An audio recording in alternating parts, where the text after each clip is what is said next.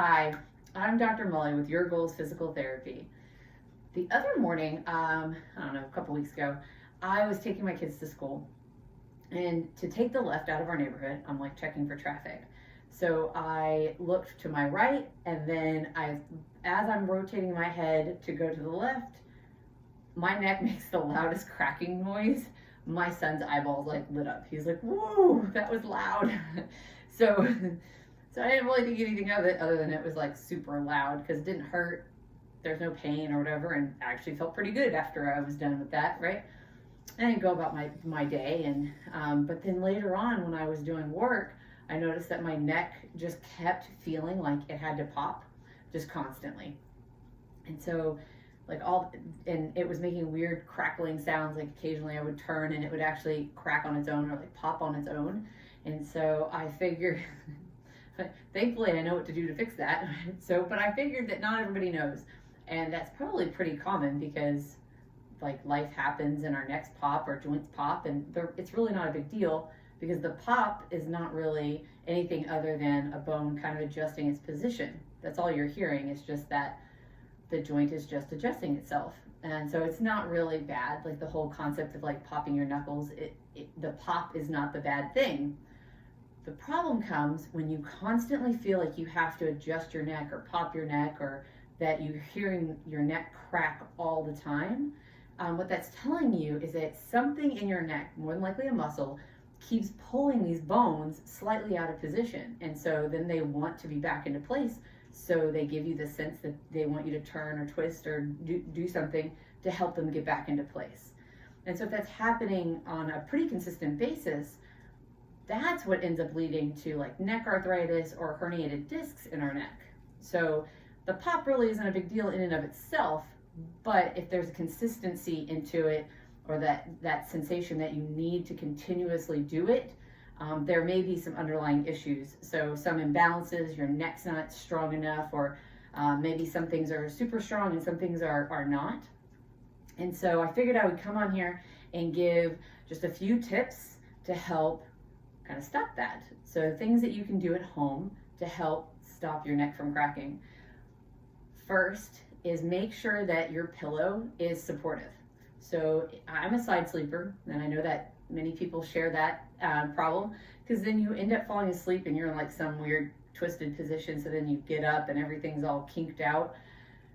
So really what you want is a pillow that supports your head in the same position as when you're standing. So if I'm standing up straight, then my head should be in this position when I'm laying down. So I need a pillow that's going to fill in this space and keep my head and my neck pretty much in alignment.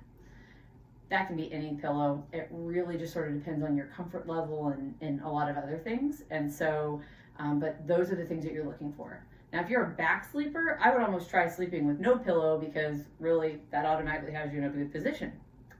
But if that's not comfortable, like maybe your head's slightly forward all the time and it's just really not comfortable for you to lay flat, then find the thinnest pillow that allows you to feel comfortable, because that's going to be the best thing for your neck, to be in the most like upright position possible. So suggestion number 2 is making sure that your workspace works for you. And so what I mean by that is most of us work at a computer. I mean, my job title is physical therapist, and I spend a lot of my day writing notes. And so if I get really entrenched in my notes or what I'm trying to do, or even blog posts, right, that I'm trying to write, then especially if I get to the end of the page, I mean, I can look up and I'm like, I teach how to do posture, and I'm like hunched forward and in some form of horrible, unnatural position. And so the best that you can do for yourself is just make sure that at least the initial setup is really good, and it helps you kind of slow down your ability to end up in some weird position that really puts a lot of strain on your body. My third suggestion is not constantly, but get into the habit of paying attention to your posture. So us constantly being forward, we start to think that this is normal. We start to think that being rounded and being forward is a normal position, and it's not. It's not good. It's not normal, and it's not good for really anything. It's not good for your breathing. It's not good for your shoulders. It's not good for your neck. Being up nice and tall with your head over your shoulders, that's what you want to try to kind of practice and pay attention to. The third suggestion is finding some good stretches for your neck, because we do tend to be in like one position for several hours. And so learning some ways to stretch and kind of equalize those muscles and keep them nice and flexible, that also helps quite a bit, especially with that cracking sound.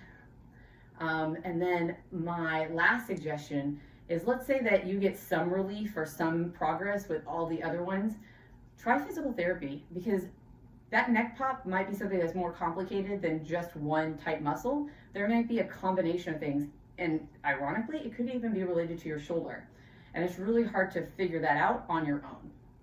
The fastest way to determine that would be to have somebody who's a specialist in movement take a look at your whole body. So look at your head, how your head's moving, how your arms and your torso are moving, so that they can help you get to where you're not feeling uncomfortable, like you constantly have to crack your neck all the time. That's the fastest way to do that. So if you have any questions or maybe some concerns, feel free to direct message me. I love questions, and it just sort of helps me create more and more of these posts, which hopefully people will find helpful. So you have a fabulous day. Bye.